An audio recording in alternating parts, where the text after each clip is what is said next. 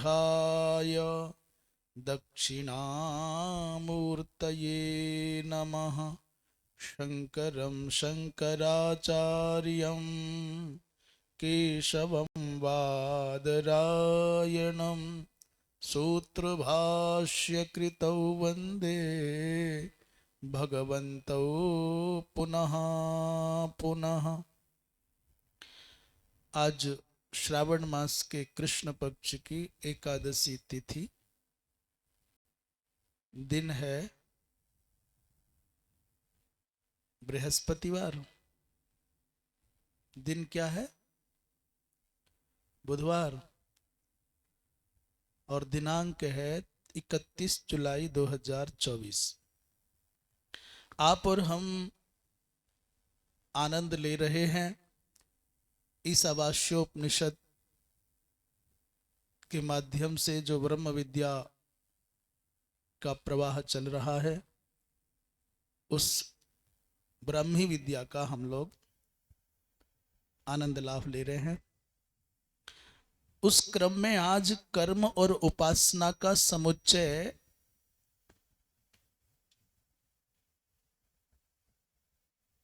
दिखाते हुए नवम मंत्र पर हम लोग विचार करेंगे। भगवान भाष्यकार कहते हैं, ये तो कर्मिणः कर्मनिष्ठाः कर्म कुर्वन्ता एव जिजीविषवः तेभ्य इदम उच्यते। ये जो कर्मी हैं अर्थात कर्मनिष्ठ महापुरुष हैं, जे कर्मनिष्ठा और कर्म करते हुए ही जिजीविषवः कर्म करते हुए ही अर्थात जो ईशावास्योपनिषद के द्वितीय मंत्र में आया, कुर्वन् नेवेह कर्माणि जिजीविषे क्षतगुं समाः। इस संसार में मनुष्य को 100 वर्ष तक जीने की इच्छा रखनी चाहिए, परंतु कर्म कुर्वन् नेवेह, शास्त्रोक्त कर्मों के संपादन के साथ। तो उन द्वितीय मंत्र की व्याख्या यहां से आरंभ होगी। उनके लिए ऐसा कहते हैं, अंधम तमः प्रविशन्ति ये अविद्यामुपासते ततो भूय इव ते तमो यौ विद्यायां रताः। भाष्यकार भगवान की दृष्टि से इस मंत्र पर विचार बाद में करेंगे। पहले सामान्य अर्थ पर विचार कर लें। इस मंत्र को समझने के लिए जो महत्वपूर्ण बात है वो है अविद्या और विद्या। यदि ये समझ में आ जाता है कि अविद्या क्या और विद्या क्या है, तो फिर बहुत विशेष उलझन नहीं रह जाती। सामान्यतया मनुष्य के मन में विद्या का तात्पर्य होता है ब्रह्म विद्या, और अविद्या का तात्पर्य होता है अज्ञान की प्रसारिका वृत्ति। तो समझता है कि ये तो बात ठीक है कि अविद्या का आश्रय लेंगे तो तम अंधकाराच्छन्न लोक में जाएंगे, परंतु ये बात जब वो सुनता है कि जो विद्या के उपासक हैं वो उससे भी अधिक गहन अंधकार में जाते हैं, तो ये विपरीत अर्थ को देख करके मन को खिन्नता प्राय होती है। पर ये कब तक होती है? जब तक कि उसके वास्तविक भाव को हम नहीं जानते। तो यहां मूल भाव क्या बोले? अविद्या का तात्पर्य है कर्म। इस आवास्योपनिषद में, इस मंत्र में अविद्या का अर्थ क्या हुआ? जो कर्मी हैं, जो कर्मोपासक हैं, जो कर्मनिष्ठ हैं, उनकी चर्चा कर रहे हैं। उस अर्थ को बताने के लिए अविद्या शब्द का यहां प्रयोग किया गया। दूसरा, विद्या शब्द का क्या तात्पर्य है? तो यह विद्या से अभिप्रेत ब्रह्म विद्या नहीं है, अपितु देवोपासना विशेष है, सकामोपासना विशेष है। सकाम भाव से देवोपासना करते हैं। तो ये भाव है, अर्थात अविद्या का तात्पर्य कर्म और विद्या का तात्पर्य सकाम भाव से की गई देवोपासना। अब मंत्र का अर्थ देख लेते हैं। कुछ जलने की गंध आ रही है। अच्छा, अंधम तमः प्रविशन्ति, ये मंत्र कहता है वो ये अविद्याम उपासते, जो अविद्या की उपासना करते हैं, अर्थात जो कर्म में ही निरत रहते हैं आजीवन, कर्म संपादन में ही उनका एकमात्र समग्र समर्पण है। तो ते अंधम तम प्रविशन्ति, वो घोर अंधकार में प्रवेश करते हैं। अंधम माने गहन, तमह माने अविद्या में अंधकाराच्छन्न लोकों में जाते हैं। ये बात तो स्पष्ट हो गई, समझ में आ गई। पर दूसरी बात जो कही वो किसी विस्फोट से कम नहीं। तो उन्होंने दूसरी बात कही, अच्छा ततो भूय इव ते तमो य विद्यायाम रताः। उन्होंने कहा कि भैया जो विद्या में रत हैं, माने सकाम भाव से देवोपासना में निरत हैं, वो उससे भी अधिक और भी भयावह गहन अंधकाराच्छन्न लोकों में जाते हैं।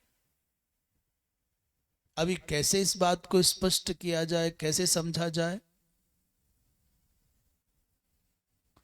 अच्छा, इस हमारे पौराणिक वृत्तांतों में, आख्यानों में और समग्र हमारे इतिहास में, और जितना हम जीवन जी रहे हैं अपने आसपास, अपना भी और अपनों का भी, प्रायः सब लोग उपासना करते ही, कुछ न कुछ संध्या वंदन कर रहे हैं, रुद्राभिषेक कर रहे हैं, दुर्गा पाठ करते हैं, गायत्री जप करते हैं, या राम रक्षा स्तोत्र या भगवत गीता, कुछ भी माने करते ही हैं। नारायण कवच कर लिया, शिव कवच कर लिया, संहिता पारायण कर लिया। पर कर क्यों रहे हैं, इस बात का ध्यान नहीं दिया जा रहा है। हम जितने भी लोग हैं जो देवोपासना करते हैं, अग्निहोत्र करते हैं, बलि वैश्वदेव करते हैं, संध्या वंदन करते हैं, जो भी कुछ कर रहे हैं, वो दुर्गा पाठ, रुद्राभिषेक आदि जो भी, या भगवान नाम संकीर्तन आदि जो भी, हम प्राय समझते हैं कि सबके मन को टटोला जाए, सबके मन को परखा जाए, और कोई ऐसा अपने मन को भी परखने का कोई उपकरण यंत्र हो, तो 99% में बिंदु लगाने के बाद 9 रख दीजिए तो अभी कम पड़ जाएगा। भगवान भगवत गीता में भगवान कृष्ण कहते हैं कि जो भजन करते हैं उनमें हजारों में कोई एक होगा जो मात्र मेरे लिए करता है। सहस्रेषु कश्चित यतति सिद्धये। सिद्धि क्या है? बोले मात्र भगवत प्रीति एवं सिद्धि है। तो माने हजारों में कोई एक होगा जो मेरी प्राप्ति के निमित्त आराधना करता होगा। रुद्राभिषेक करें या माने कुछ भी कर रहे हैं तो उसमें कुछ चाह है, पैसा आ जाए, मेरा मकान बन जाए, मेरा विवाह हो जाए, मेरे बच्चे बच्ची का ऐसा हो जाए, वैसा हो जाए, क्या हो जाए, कैसा हो जाए। अच्छा, कोई गृहस्थी करे तो उसको तमाम झंझट आसपास रहते हैं, सो तो समझ में आता है। पर जो निवृत्ति मार्ग के हैं उनके चित्त में भी ये बात देखी जाती है, तो फिर लगता है नहीं भाई, कामनाओं की जड़ें बहुत गहरी हैं, सकाम भाव की जड़ें बहुत गहरी हैं चित्त में। एक किसान खेत में बीज बोता है तो कामना रहती है फसल अधिक आए। एक अध्यापक विद्यार्थियों को पढ़ाता है तो कामना रहती है मेरे विद्यार्थी अच्छे पढ़ करके अच्छे अच्छे पदों पर जाएं। एक डॉक्टर चिकित्सा करता है तो उसकी चाह रहती है कि मेरे रोगी स्वस्थ हो जाए, मेरी कीर्ति बढ़े। तो कहाँ है निष्काम भाव से कर्म करने की प्रवृत्ति मनुष्य के जीवन में? वो कुछ ना कुछ चाहता है। बड़े बड़े धुरंधरों ने तप किया, हिरण्यकशिपु ने तप किया, रावण ने तप किया, जितने भी हैं सब ने किया और बड़ा कठिन तप किया। बदले में क्या चाहा? नासवान ऐश्वर्य, नासवान आधिपत्य, नासवान सामर्थ्य। जब तक जीवन रहा तब तक वो शक्ति सामर्थ्य सिद्धि रही, बाकी खत्म हो गया। तो ये कह रहे हैं जिसने केवल कर्म किया वो तो अंधकाराच्छन्न लोक में जा रहा है, पर जिसने सकाम देवोपासना की वो तो उससे भी अधिक भयावह जंजाल में फंस जाएगा। जैसे उदाहरण के लिए, अभी मैंने तो केवल किया अग्निहोत्र, उसका कोई फल हुआ, कोई पुण्य हुआ, पर मेरे साथ में कोई और बैठे हैं, उन्होंने की और कठिन तपस्या, और उस तपस्या का फल हो गया ओम नमो नारायणाय। उस तपस्या का फल हो गया कि स्वर्ग में गए और हजारों वर्षों तक स्वर्ग में रहने का सौभाग्य मिला। तो हजारों वर्ष तक स्वर्ग में रहे तो परिणाम क्या हुआ? बोले 1000 वर्ष वहां रहने के बाद फिर लौट करके बुद्धू घर को आए, यहीं आना पड़ेगा। तो मानो कुछ दिन का सुख भोगा, कुछ दिन का सम्मान पाया, कुछ दिन का आनंद हुआ, पर आखिर लौट के तो फिर यहीं से यात्रा आरंभ करनी पड़ेगी। ऐसा समझ लीजिए, एक व्यक्ति चल रहा है पैदल और एक व्यक्ति कार से जा रहा है, पर जाने वाला विपरीत दिशा में गया। पैदल जाने वाला भी और कार से जाने वाला भी। 2 घंटे बाद पता चला, हेलो हेलो, जाना था तुमको काशी और पहुंच रहे हो दिल्ली की ओर, तो जो पैदल चला वो कितनी दूर पहुंचा? 1 घंटे में कितनी दूर जाएगा? 3 किलोमीटर, 4 किलोमीटर, 5 किलोमीटर। भैया कहाँ पहुंचे? बोले यहीं, अभी तो मैंने वृंदावन पार ही नहीं किया है। बोले रुक जाओ, वहीं रुको, वहीं रुको। क्या? बोले गलत रास्ते पर चले गए। और जो कार में गया था फर्राटा में, कहाँ पहुंच गए? बोले मैं तो पल पल का क्रॉस कर दिया, मैं वहां पहुंच गया।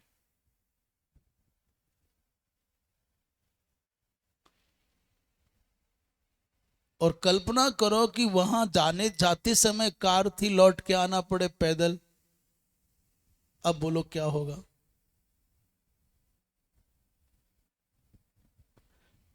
सकाम भाव से की गई उपासनाओं के फलस्वरूप आपको स्वर्गाधिक लोक मिले, परंतु लौट करके तो चूंकि आपका तो अभिष्ट स्वर्ग प्राप्त करना नहीं, ब्रह्म विद्या के माध्यम से मुक्ति प्राप्त करना है, तो वो तो बेकार हो गया ना। इसलिए और गहन अंधकार में गए। देवोपासना का फल क्या हो गया? बोले और भी गहरे झाड़ में फंस गए, और सुदीर्घ काल तक आपको अंधकाराच्छन्न ये अविद्या में लोकों में रहना पड़ेगा। ब्रह्म विद्या के अधिकारी नहीं बन पाओगे, मुक्ति के अधिकारी नहीं बन। ये सब बात इसमें कही गई है। तो कहना क्या चाहते हैं? बोले इसमें कर्म और उपासना का समुच्चय दिखाया जा रहा है। अकेला तुम अविद्या का आश्रय लोगे तो भी अंधेरे में जाओगे, और एकाकी यदि तुम देवोपासना का, विद्या का आश्रय लोगे तो भी अंधेरे में जाओगे। भाष्यकार क्या कहते हैं देखें। पहले भगवान भाष्यकार कहते हैं कि पूर्व पक्षी ने कहा कि आप ये बतावें कथम पुनः एवं अवगम्यते, आप कैसे जानते हैं कि यत एष प्रकारः कर्मिणाम एवास्ति नेतरेषाम ज्ञानिनाम इति। आपको कैसे खबर पड़ी कि ये ज्ञानियों का क्रम नहीं है, ये केवल कर्मियों का क्रम है, ये कर्मनिष्ठों के लिए उपदेश दिया जा रहा है? ये कैसे जाना आपने? न तो सर्वेशाम इति, सबके लिए नहीं है। यत एषा विधि एषु विधि कर्मिणाम एवं न तो ज्ञानिनाम, ये कैसे पता चला आपको? ये बताओ।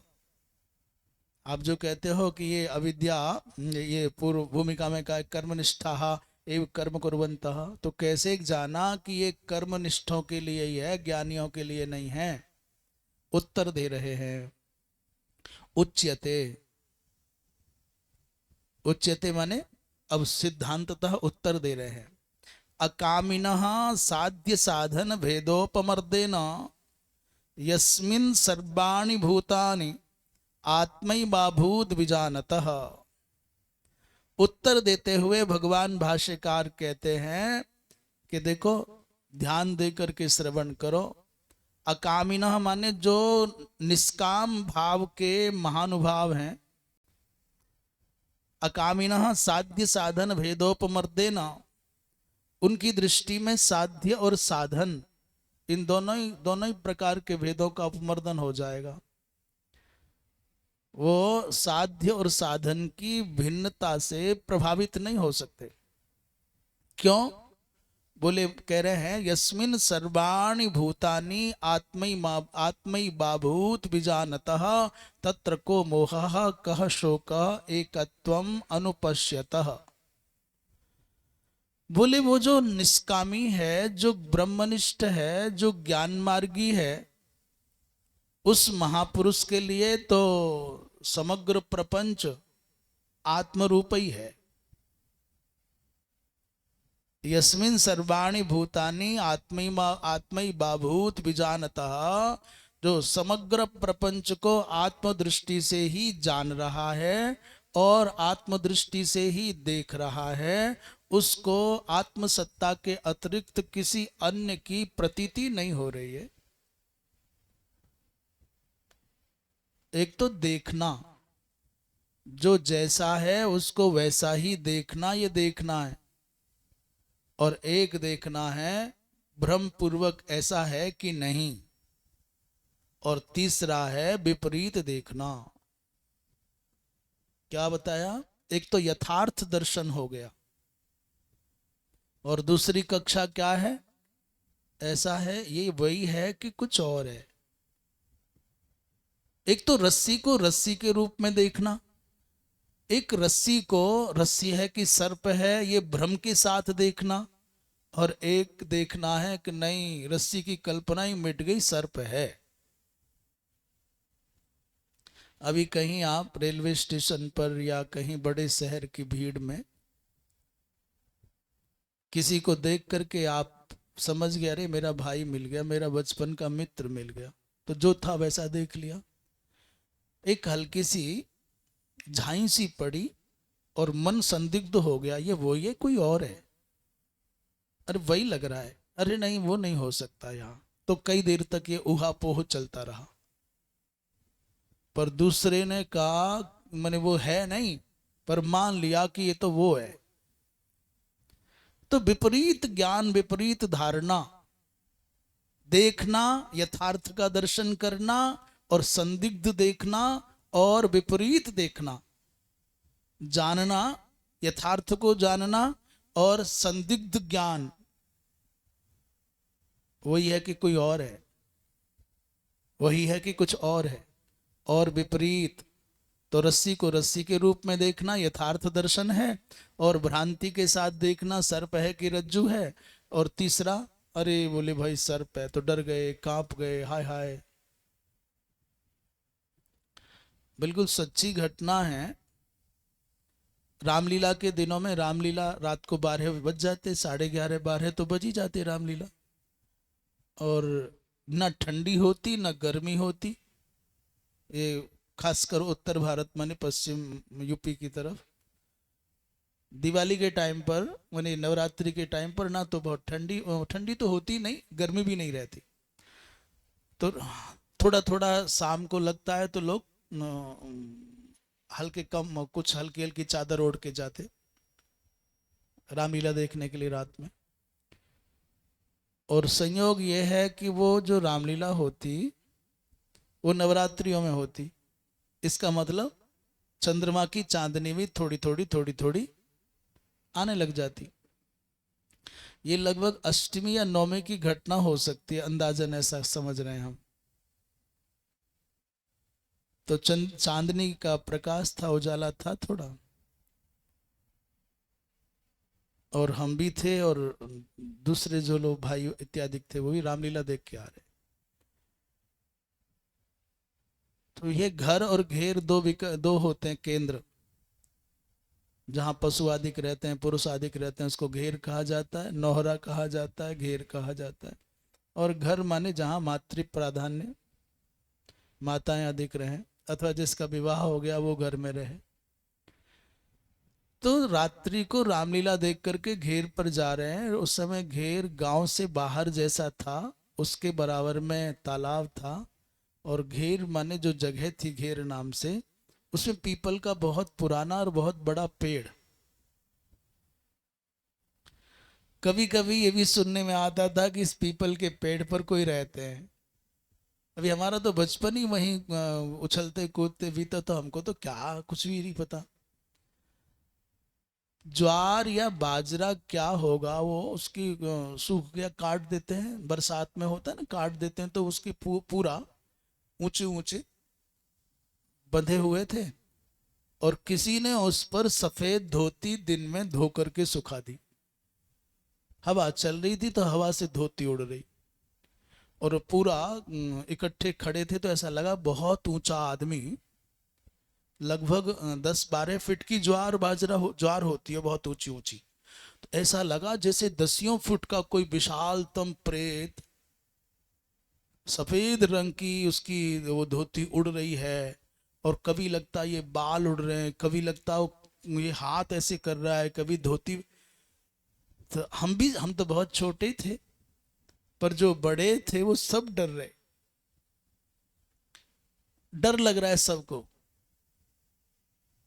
और किसी ने भी ये नहीं सोचा कि भाई ऐसा संभव नहीं है, एक ही मुद्रा में अनवरत एक ही प्रकार की भूमिका में कोई कैसे रह सकता है।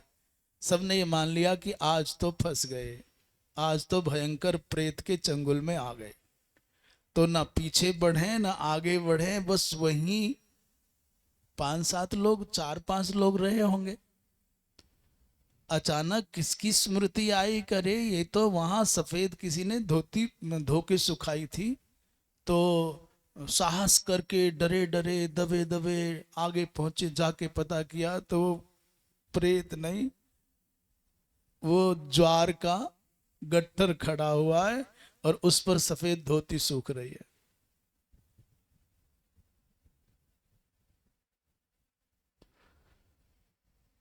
जिसको संसार के प्रत्येक कण में आत्मदर्शन होने लगा, उसको भक्ति मार्ग की दृष्टि से कहें भगवत दर्शन होने लगा। अब उसको प्रेत कहाँ दिखाई देगा, उसको परकीयता कहाँ दिखाई देगी, उसको दूसरा कहाँ दिखाई देगा। वो तो सर्वाणी भूतानी आत्मैवा भूत या रामैवा भूत कर दो। रामैवा भूत माने राम ही दिख रहा है, कृष्ण ही दिख रहा है, शिव ही दिख रहा है। अथवा आत्मदृष्टि से देखता है तो आत्मा ही है, आत्मा से भिन्न कुछ है नहीं। ऐसा जानने वाले को तत्र को मोह, मोह कैसे हो जाएगा। और कह सो कह, कैसे कैसे शोक हो जाएगा। एकत्वम अनुपश्यतः, क्योंकि वो तो सर्वत्र एक ही देख रहा है। वहां कौन मित्र और कौन शत्रु, कौन अपना और कौन पराया, कौन पुरस्कृत करने वाला और कौन तिरस्कृत करने वाला।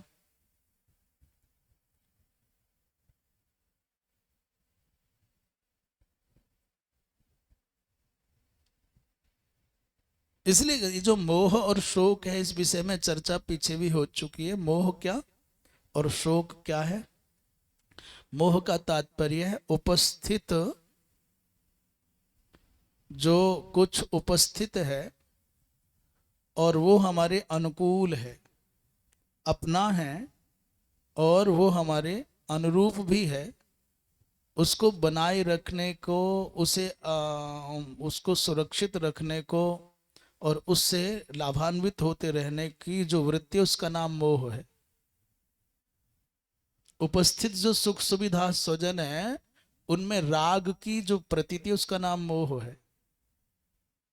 और शोक क्या है, जिसको तुम अपना मानते हो, उसके मिट जाने के बाद की जो चिंतन वृत्ति, उसका नाम शोक है। अच्छा, आप कहो कि मरने पर शोक होता है, रोना आता है, घाटा लगने पर शोक होता है, रोना आता है, तो घाटा तो दुनिया में रोज लग रहा है हजारों लाखों लोगों को, तुमको तो कहीं शोक नहीं आता। किसी के मरने पर रोना आता है, शोक होता है, तो रोज मर रहे हैं लोग, कहां तुम्हें शोक होता है? और इसका मतलब ममता के मरने पर, मम के मरने पर मेरा कोई मरता है तो मुझको शोक होता है।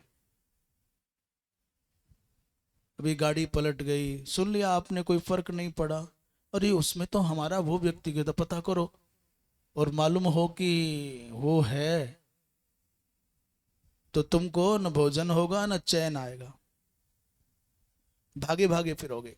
तो शोक माने इष्ट वियोगानुचिंतनम शोक। नागोजी भट्ट ने परिभाषा की, इष्ट वियोग का जो अनुचिंतन है उसका नाम शोक है। अपने के मर जाने पर जो मन को क्लेश होता है उसका नाम शोक है।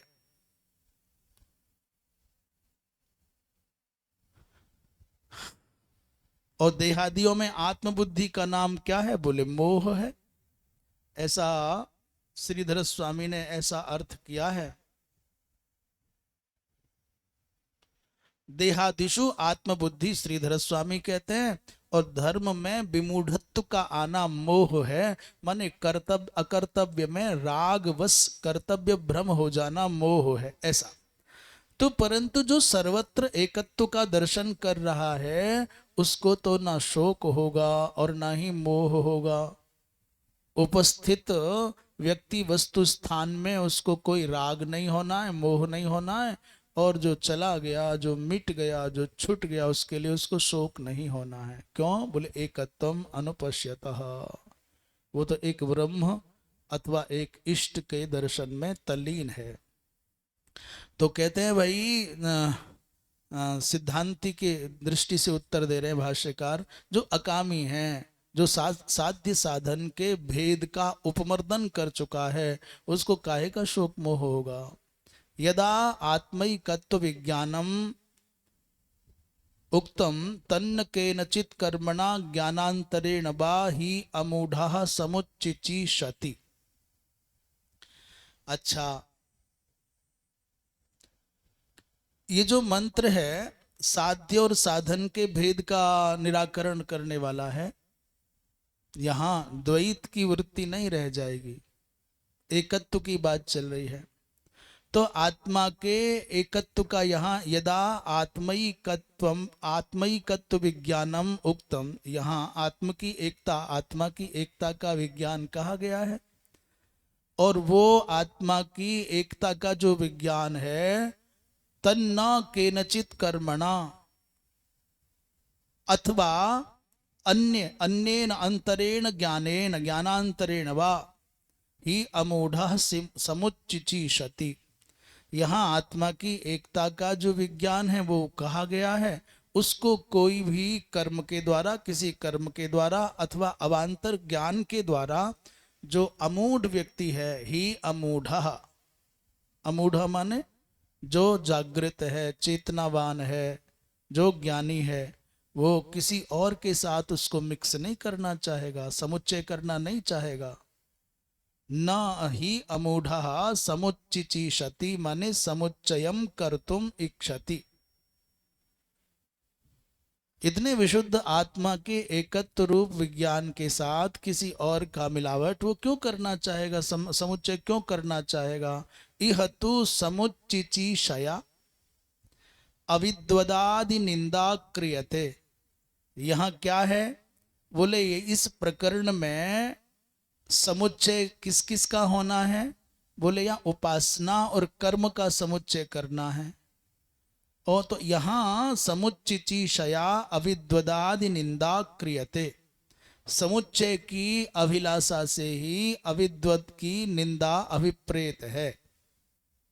यहाँ जो सकाम भाव से एक ही जगह लगा हुआ है अथवा केवल कर्म में ही लगा हुआ है इत्यादि दृष्टि से, तत्र च यस्य ये न समुच्चय संभवति न्यायतः शास्त्रतो वा तत् इहोच्यते यद्दैवं वित्तं देवता विषयं ज्ञानं कर्म संबंधित्वेन उपन्यस्तम न परमात्मक ज्ञानम।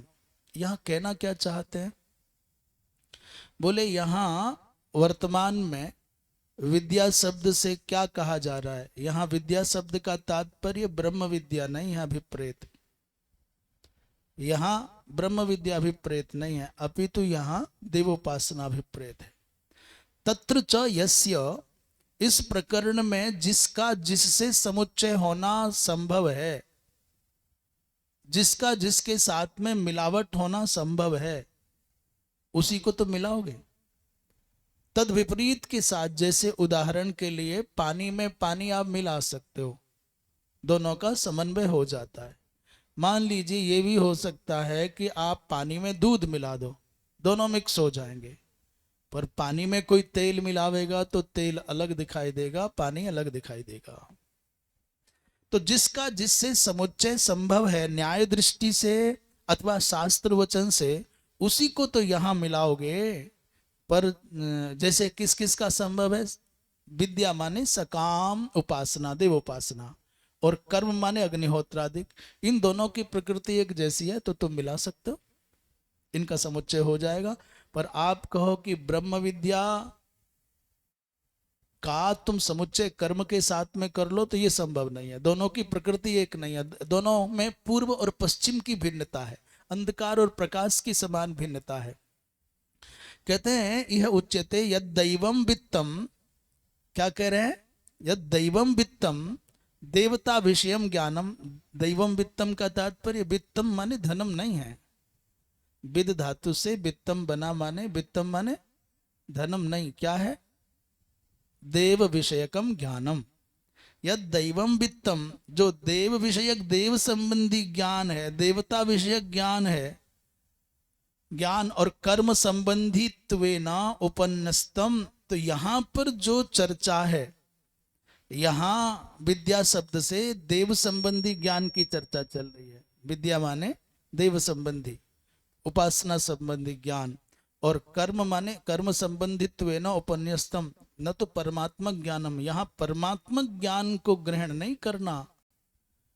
आप सोचने लगो कि विद्या कह दिया तो परमात्मा विद्या की बात, परा विद्या की बात करेंगे, सो नहीं। क्यों?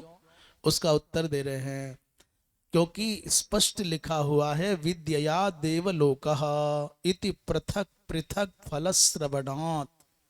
बृहदारण्यक उपनिषद में वचन आता है विद्या देवलोकः, विद्या के द्वारा देवलोक की प्राप्ति होती है।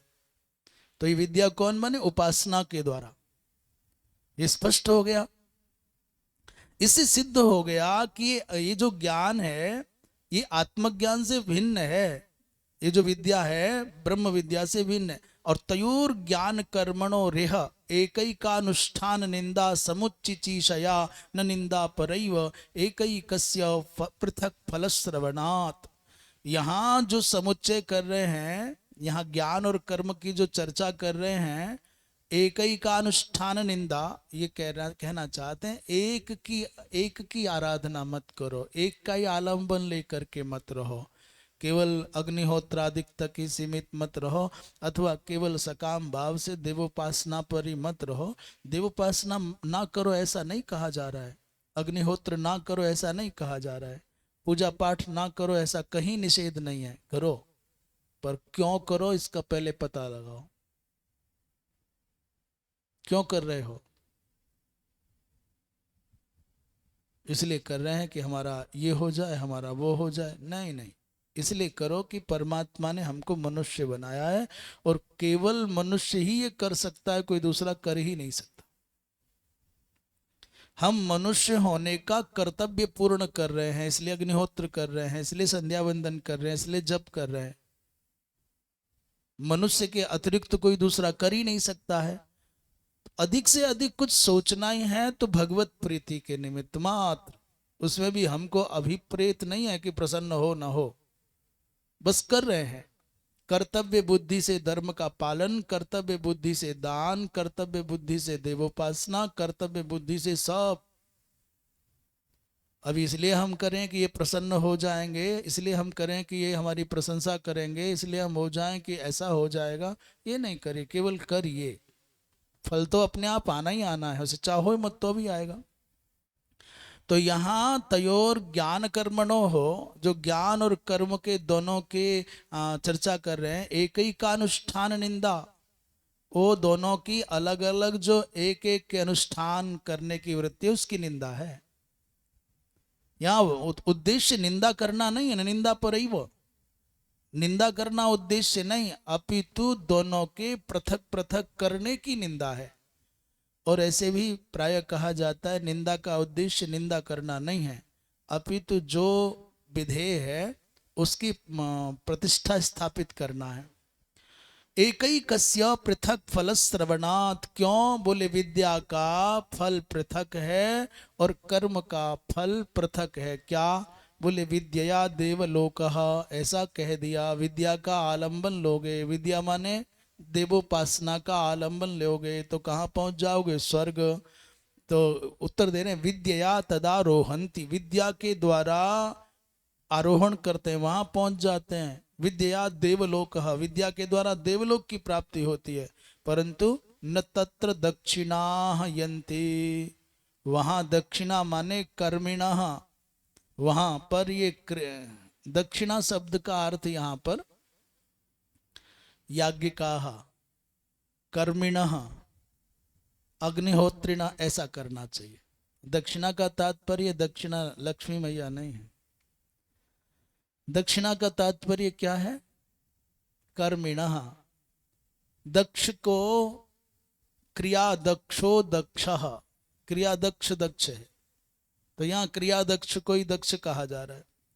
कर्मणा पितृलोकः, कर्म के द्वारा कौन कौन सा लोक प्राप्त होता है, बोले पितृलोक। दोनों में अंतर आ गया, विद्या के द्वारा कौन लोक मिलेगा, बोले देवलोक, और कर्म के द्वारा कौन लोक, बोले पितृलोक। दूसरा और भेद है उत्तरायण और दक्षिणायन का।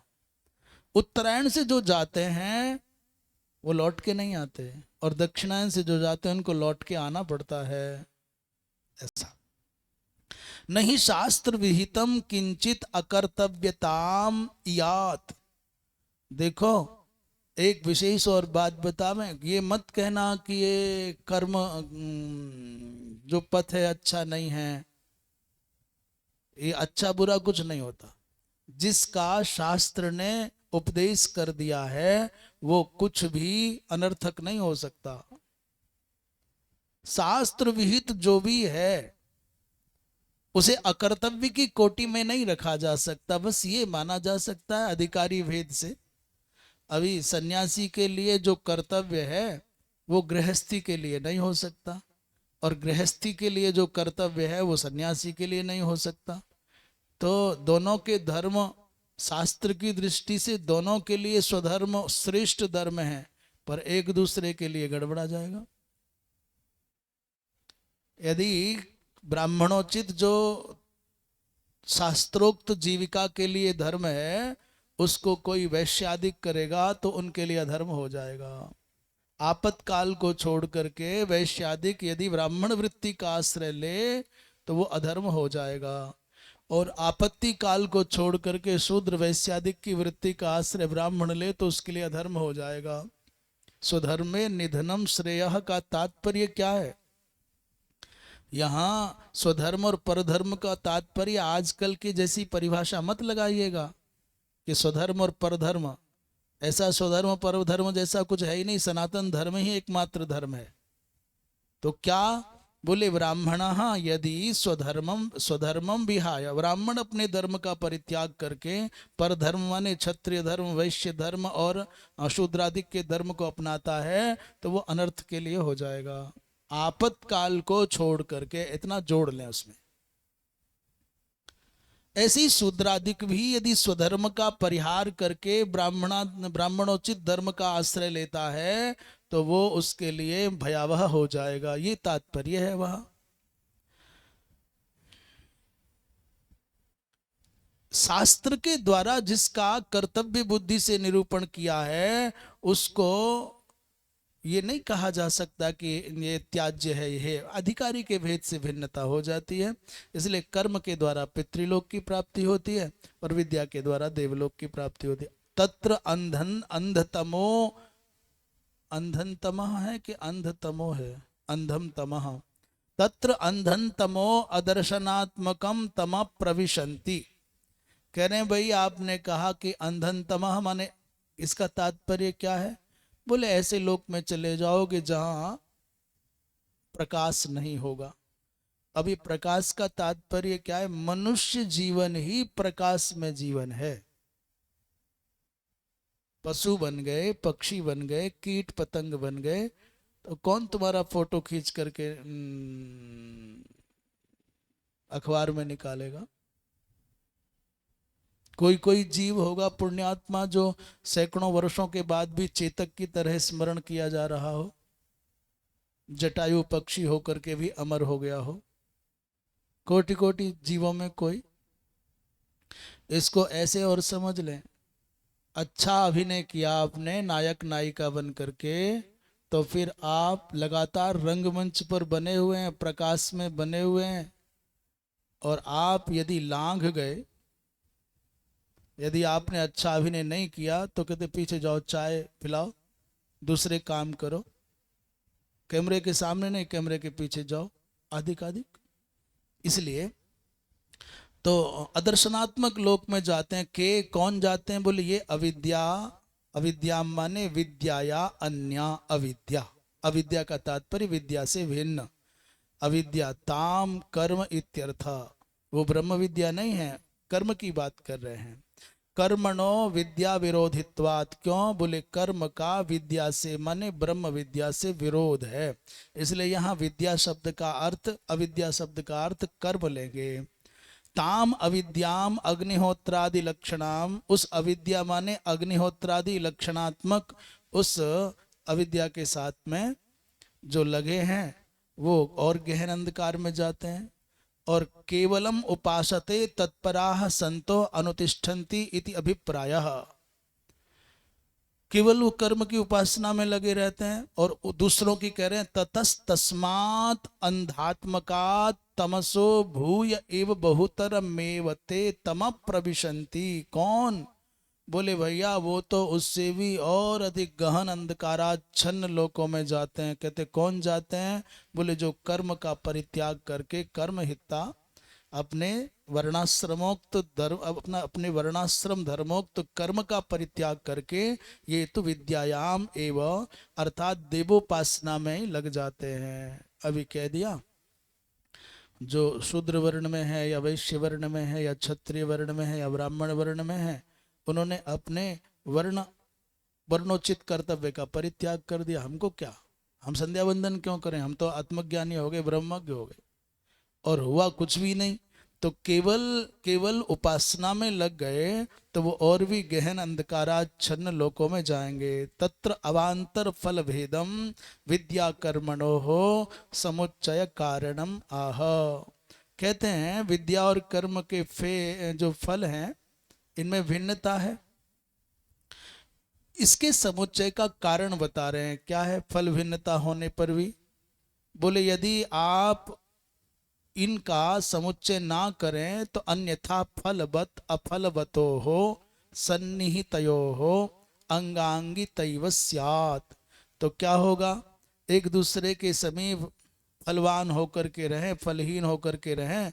एक फलवान है दूसरा फलहीन है, तो क्या हो जाएगा? तो फिर ये अंग और अंगी भाव की दृष्टि से देखा जाएगा। अभी समय खूब हो गया, इसको और विशेष रूप से चर्चा करते हुए अग्रिम मंत्र की कल चर्चा करेंगे। पूर्णमदः पूर्णमिदं पूर्णात् पूर्णमुदच्यते पूर्णस्य पूर्णमादाय पूर्णमेवावशिष्यते।